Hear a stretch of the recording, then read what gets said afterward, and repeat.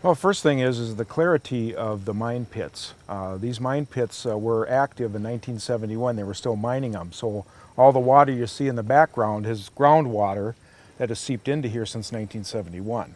All this water was pumped out to the Mississippi, which is 6 miles away. So the clarity of the water is the major factor.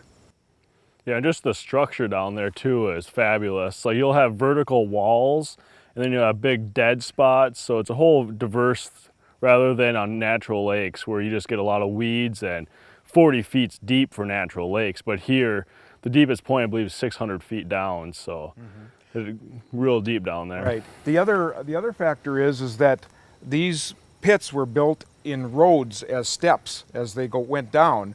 So when the silt starts at the top, the silt actually filters down to the bottom. So that's what gives it its clarity. Instead of a lake where you have 20-foot or 30-foot bottom, that silt ends up there. Well, this ends up at 285 feet.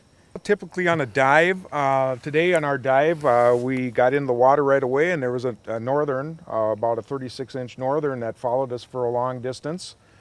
We swam over to a beaver cutting or an old beaver home, and this beaver home is actually starts at about 25 foot and goes up to the surface, so it's a huge, and it's an active beaver lodge. So there are beaver that are living in it.